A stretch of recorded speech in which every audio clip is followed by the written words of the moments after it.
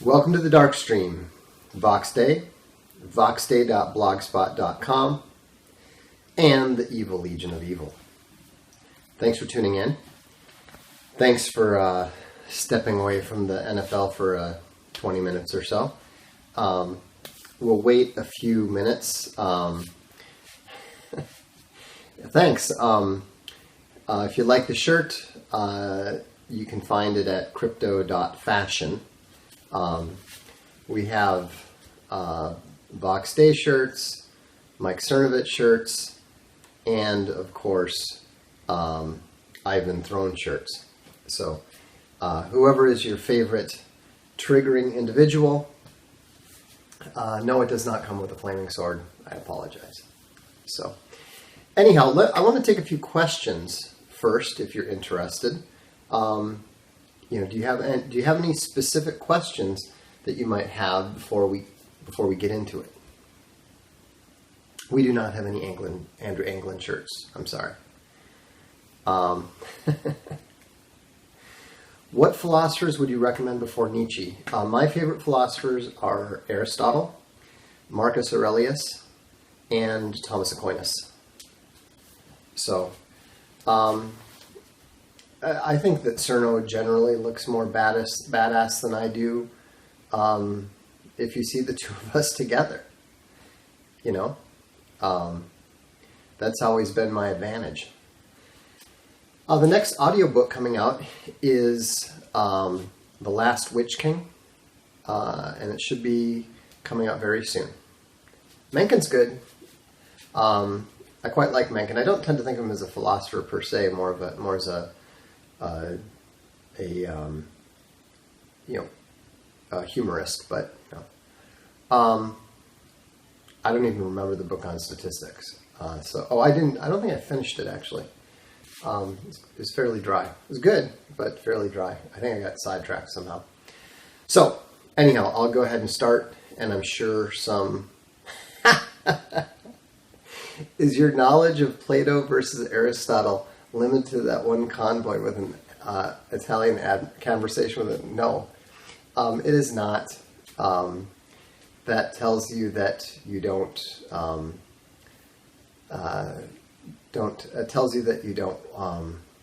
know much about my writing.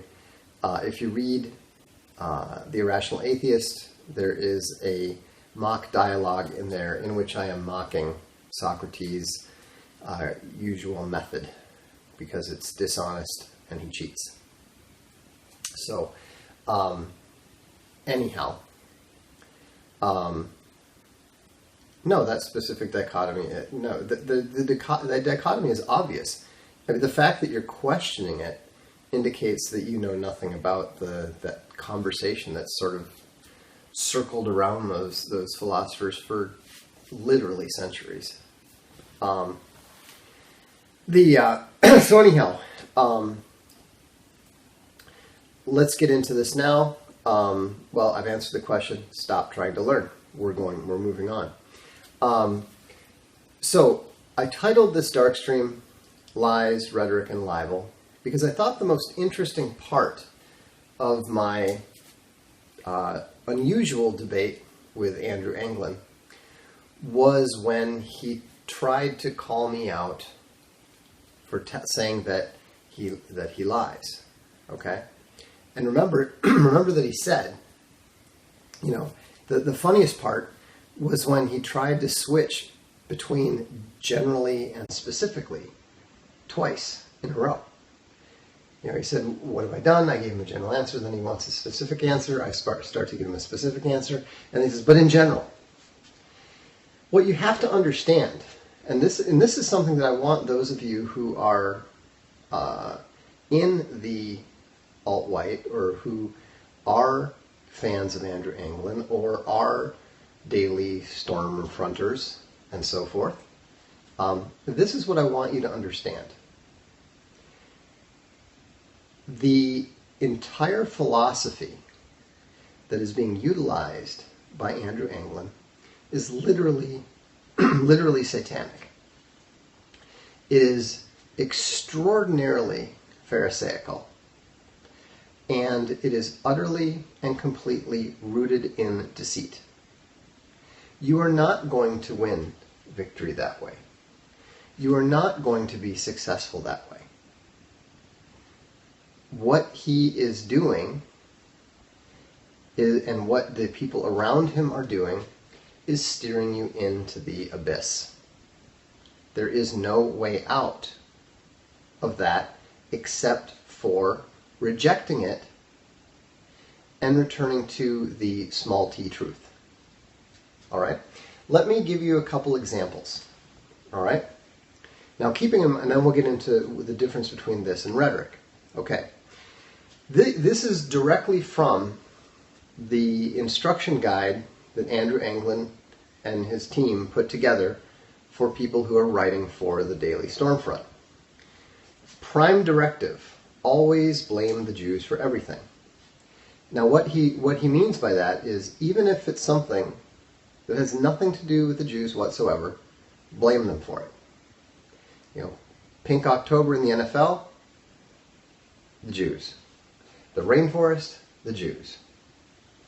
You lose your, left shoe, blame the Jews. That is not an honest approach to life. All right? Here's another good quote. The undoctrinated should not be able to tell if we are joking or not. He continues, this is obviously a ploy, and actually I do want to gas kikes, but that's neither here nor there. Okay, so all of this stuff, when they're saying, oh, you're so old, I call them on stuff, and then they immediately retreat to, you're old, you're a boomer cuck, you don't get it, this is how we youth talk. Okay, now that's a load of crap. Everybody, every generation thinks it invented sex. Every generation thinks that it has invented a new philosophy. This is ridiculous. But the key thing is, yeah, exactly, clown nose on, clown nose off. Basically, they're playing the same game that Jon Stewart is. And it's not an accident, because Anglin's says that they are trying to use the Jews' techniques against them. So, when you nail them down, then they pretend that they're clowning around. But the reality is they're not actually clowning around. They're pretending to clown around. Now, some of them are clowning around because ironically, they don't realize that the people that they're allying themselves with are serious. So, and by the way, I love the boomer cuck term because obviously I'm not a big fan of baby boomers. So I really enjoy the fact that boomer has turned into such an insult. It's even applied to obvious non-baby boomers like me. So, now this is another reason. If you notice that they're constantly rambling on and on about how the Daily Stormer is the biggest site on the alt-right, this, that, blah, blah, blah, right? Well, here's how you know that they're full of shit. This is how you know that they're nowhere nearly as big as they claim to be. This is why when I asked him to state the amount of traffic that he has in terms, monthly traffic in terms of Google page views, he was not willing to answer. Why?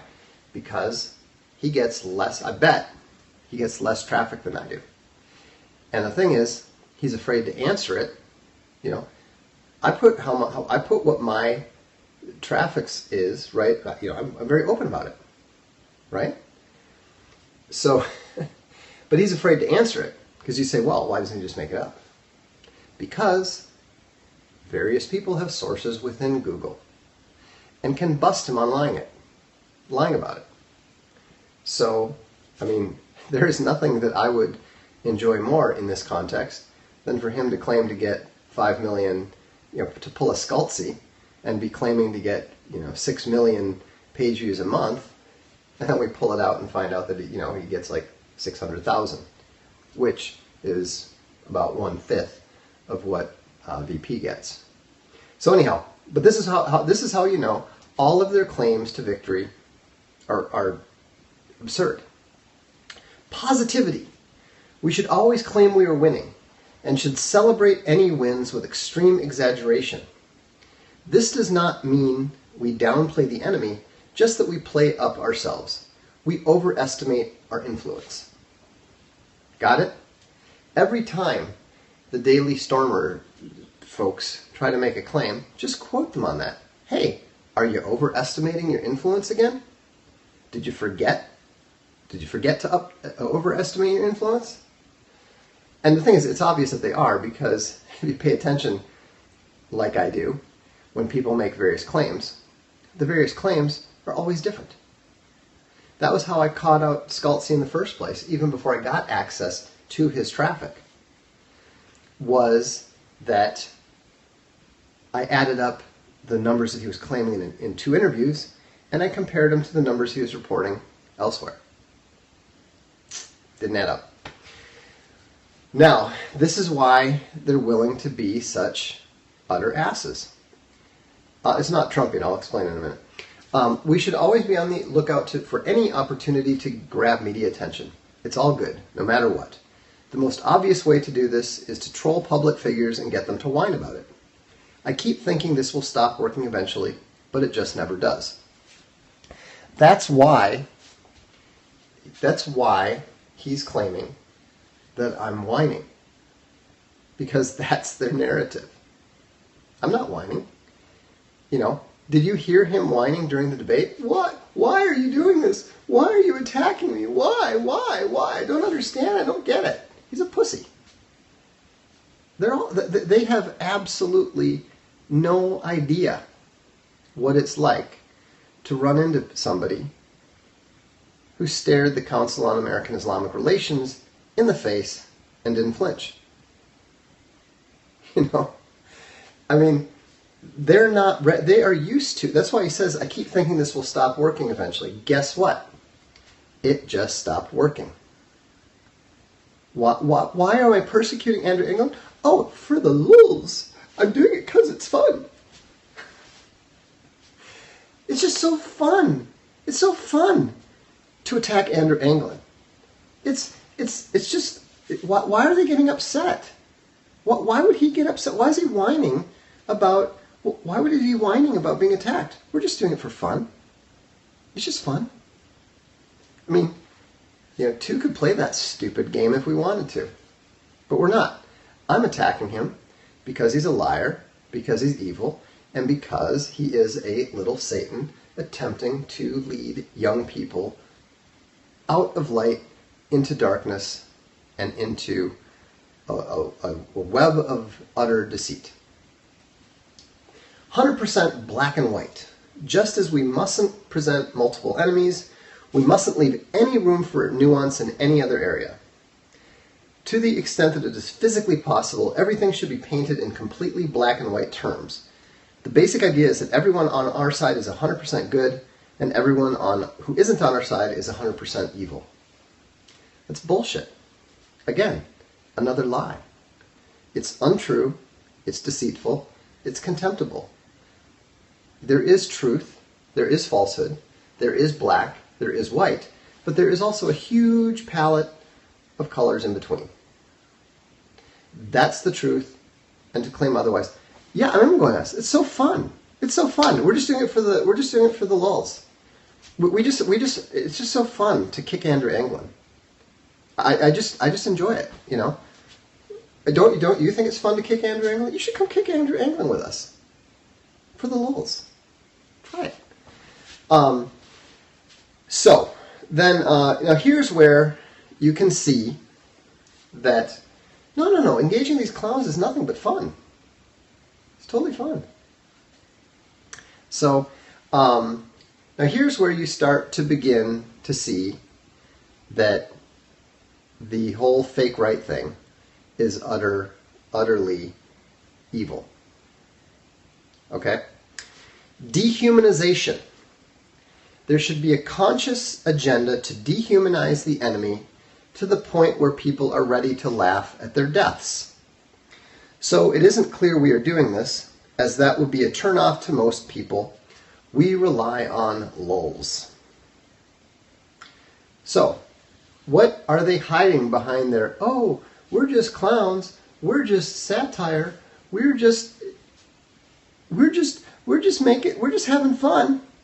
They're hiding an attempt to dehumanize people enough so that people will be willing to laugh at their deaths. Okay? This is a cheap and equally evil pseudo-Alinsky. This is literally pure satanic evil. No one who is any sort of Christian or even fundamentally moral being will have anything to do with these pseudo-jokers. They're fake right, fake clowns. There's nothing genuinely funny about them. He's not a good satirist. You want to read good satire? Read The Missionaries. No. I have plenty of ideas. My idea is it's fun to kick Andrew Anglin. It's fun to beat up on the Daily Storm Poopers. Because if you don't, they come in and they shit on the carpet. We're just having fun. You know? We're not actually attacking him. We're just, satirically attacking him. That's all. Why are you whining? Stop whining, 14 whatever girl. Are you going to whine? Are these contemptible people really worth it? This has been what? Look, I spent 6 weeks arguing with my own readers about whether the Japanese... I'm not whining. I'm whining.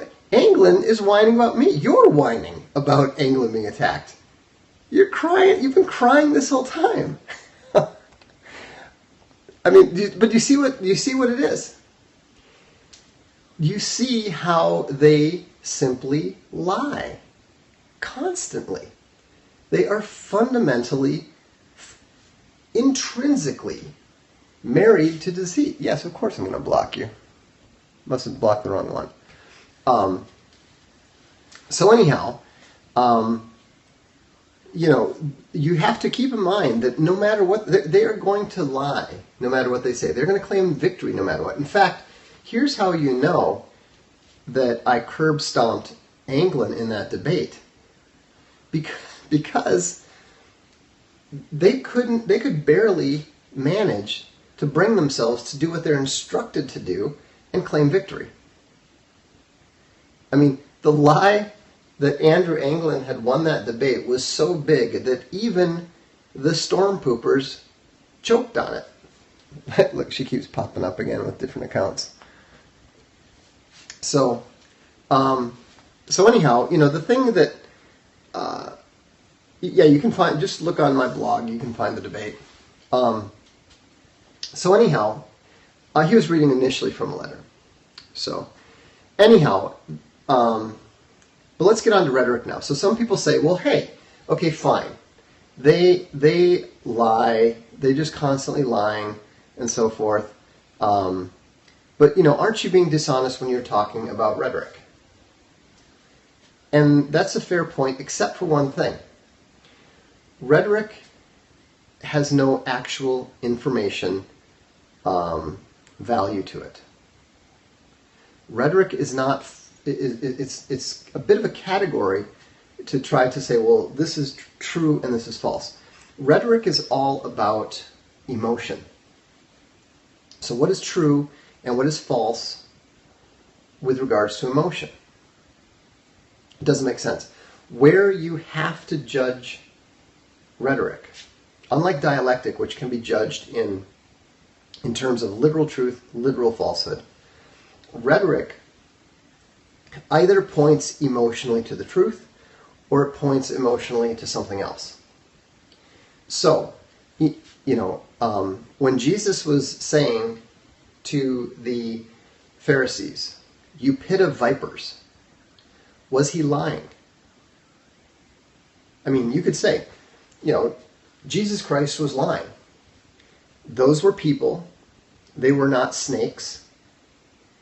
So therefore he must have been lying. But we're also told that the Son of Man was sinless. So how can we balance that seeming falsehood with the idea that Jesus Christ is sinless? It's very obvious. Jesus Christ was speaking rhetorically. And what he was saying was at its core true. Those type of people were dishonest, poisonous individuals. So, he was using a metaphor, which means he was speaking in rhetoric, and it was emotionally true. Now, of course, this requires nuance, the very sort of nuance that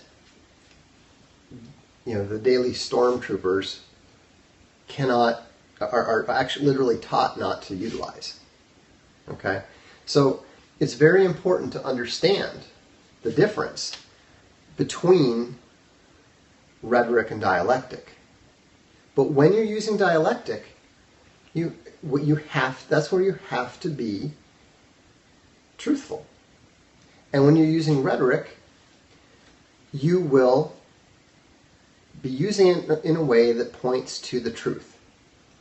And in fact, as Aristotle taught, the more truth there is underlying your rhetoric, the more powerful, the more convincing, the more effective your rhetoric is going to be.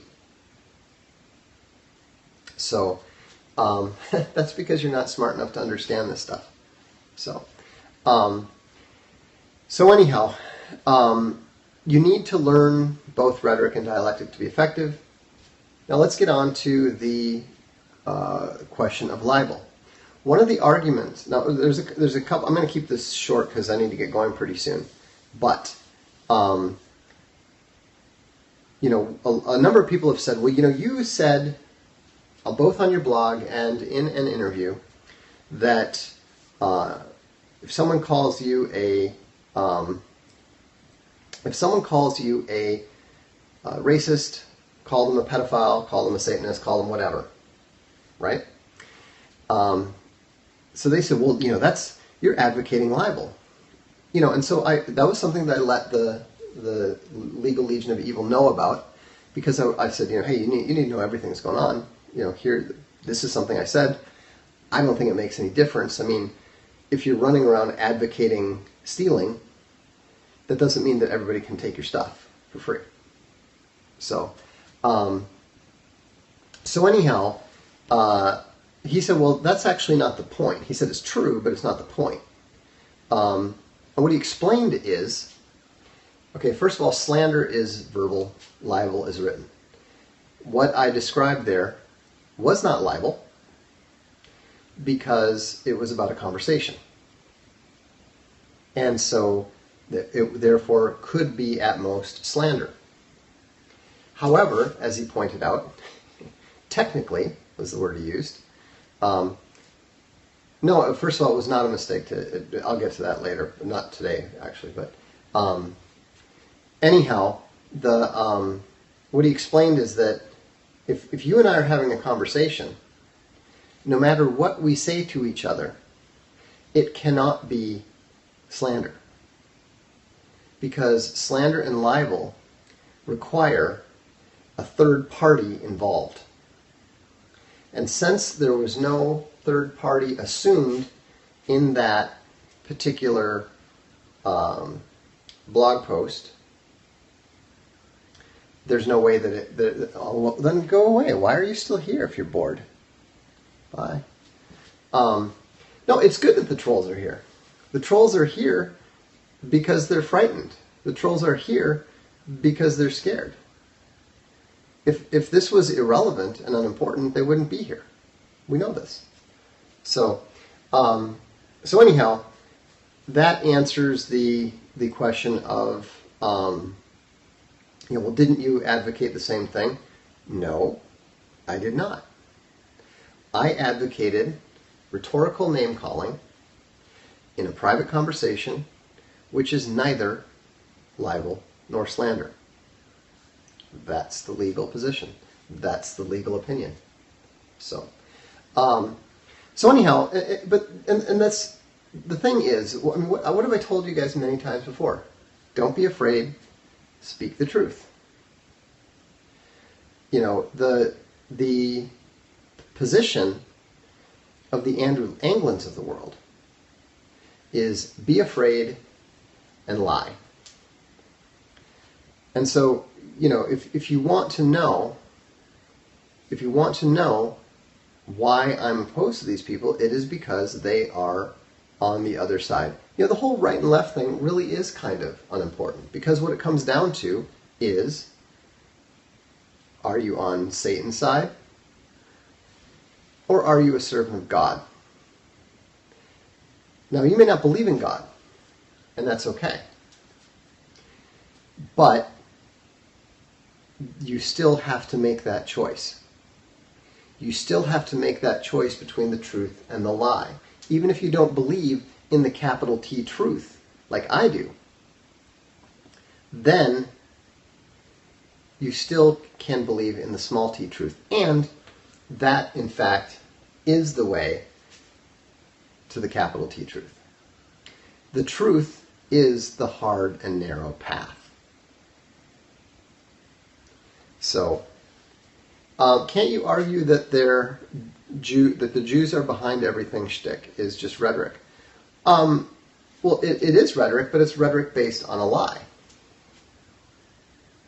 You know, it would be one thing if it was based on the truth, but it's not. And we know it's not. And also, not only that, we know it's intentionally deceptive. That's the key thing you need to understand here. That entire movement, to the extent that it exists at all, is nothing but deceitful.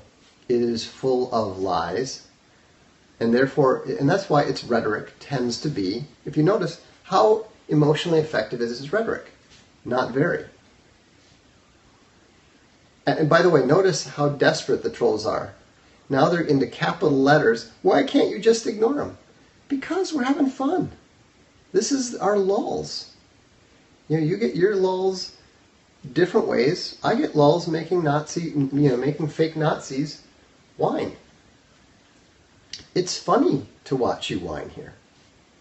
It's funny to hear Andrew Anglin spend 15 minutes reading about how terrible and awful I am. It kind of made me laugh. You know? I mean, what part of Supreme Dark Lord don't you understand? You're going to convince everyone that I'm bad? Oh dear. My brand will never recover. So, anyhow, one last thing, just in case you're interested. Let's see here. To honor Jerry Pournelle, today and tomorrow, the first one, There Will Be War Volume 1, this is the cover of There Will Be War Volume 1, is free. The ebook is free. Later in the week, There Will Be War Volume 2, which frankly I think is the best of the series, will be free. And at the end of the week, There Will Be War Volume 10, which was the revival of the series, which I helped to edit, will also be free. If you're interested in something to remember Dr. Pournelle by, this is a great choice. It's a wonderful, wonderful hardcover. It's actually got both, it's an omnibus, so it's got both Volume 1 and 2 in it, case-bound hardcover. You can get them on Amazon. You can actually order them at Barnes & Noble, wherever. And so, anyhow, Jerry Pournelle was a great man. He was a good man. He was a major, these books, the reason that I went out of my way to get permission to publish these books is because they were a major impact, they had a major impact on my intellectual development. If I wait long enough, will I get all of Castelia for free? Oh, we've always got new stuff coming out. So, what we found is that it works for us. We gave away 10,000 copies of my book, A Throne of Bones, and the sales increased by 3x and continue to stay high. So it seems to be working for us. So, and the thing that we found, and a lot of people have said, hey, I started reading Castalia books because I got one free, and I liked it so much, and now I buy them, whenever they come out with a new one. And that's exactly what we want to do. We want to